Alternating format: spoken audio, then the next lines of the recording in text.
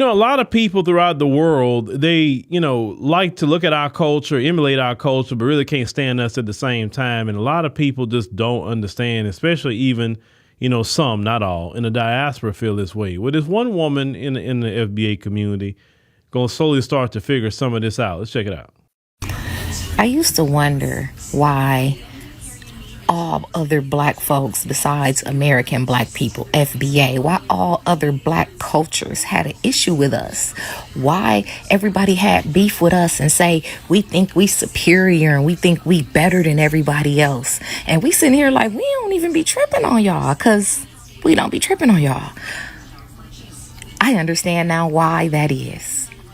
Because black Americans, especially FBA black Americans, are the only black people in the world that matter to the world, Craig.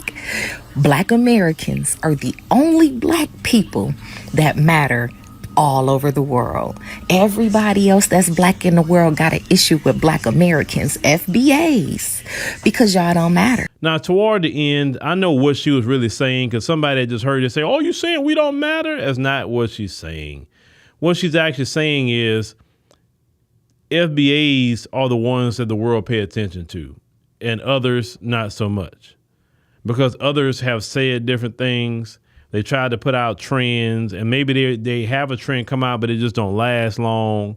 And then when they do get some attention, oh my Lord, they go, boy, you should see how they acting. Oh, we made it. Like, okay. It's like, we're like, okay, we don't even have to try.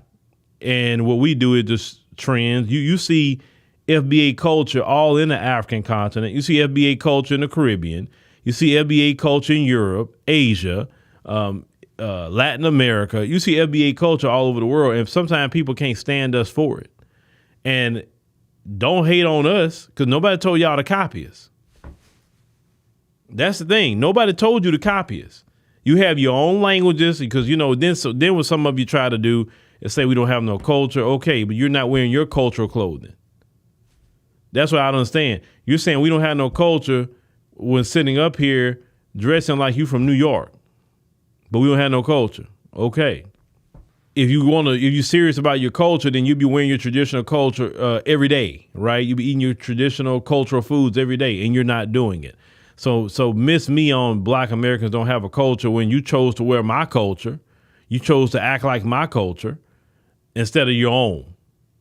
That's just really what it is. But some people are upset that they're not the main character. We didn't put ourselves as the main character. That's not what we ever did. But that's just, we have been anointed as the main character, and even the folks don't like us. Listen, that's why everybody got a problem with FBAs. The whole world have a problem with us, because they feel that we shouldn't be in that position, right, that we're in when it comes to social capital, influence.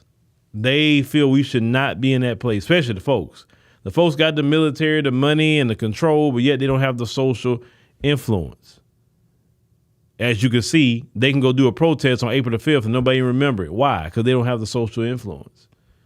They don't have the soul of America. They don't even have it. We have that. That's why everybody begging us to get involved with things.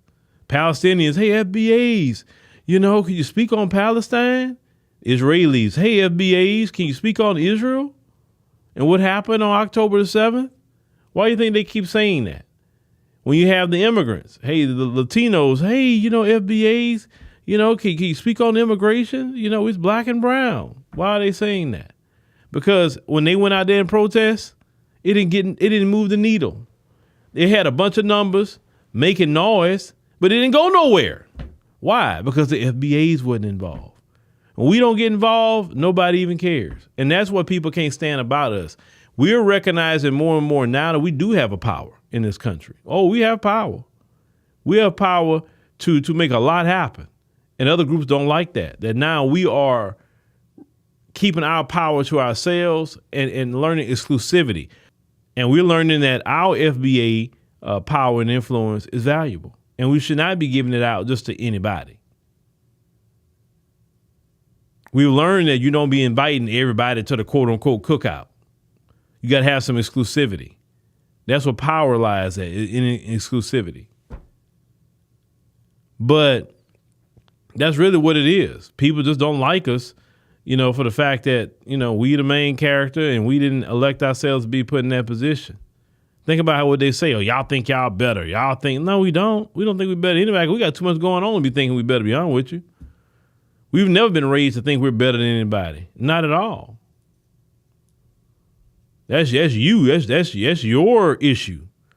You got low self-esteem. That's why you're sitting up here looking at us and saying, oh, they think they're better. No, we just feel good about ourselves.